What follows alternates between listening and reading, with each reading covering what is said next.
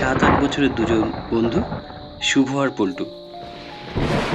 দুজনের স্কুল ছুটি হতেই তারা গেটের সামনে দাঁড়িয়েছে। হঠাৎ করে কালো মেঘ ঢেকে গেল। শুভর হাতে ছাতা, পল্টুর হাতে কিছু নেই। দেখলে, তোর ছাতা ছাড়া আমি আজ ভিজে পাখির মতো হয়ে যেতাম। হ্যাঁ, তাড়াতাড়ি হাঁট, নাহলে কাদা জমে যাবে পায়ে। শোন, যদি বজ্রপাত পড়ে তোর মাথায় আগে লাগবে, কারণ তোর মাথায় ছাতা আছে।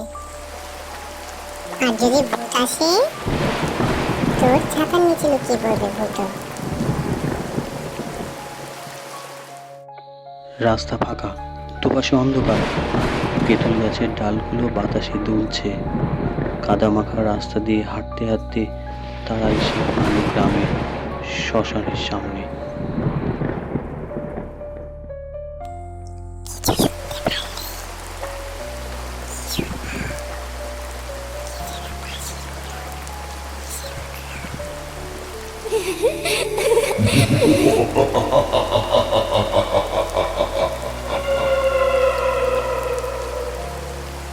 তাদের চোখের সামনে সাদা কাপড়ের মানুষটা দু হাত তুলে চিৎকার করে বলে উঠল,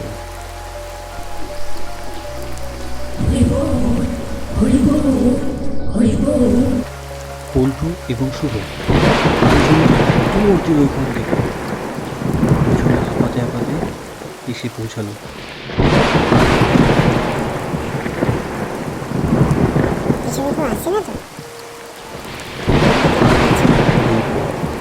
দুজনে পিছন ঘুরে তাকাতে দেখে একটি কালো ছাতা।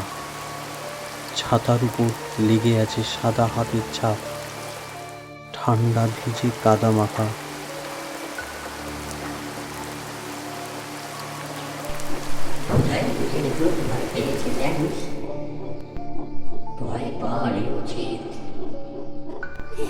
চ্যানেলটাকে সাবস্ক্রাইব করো আর নয়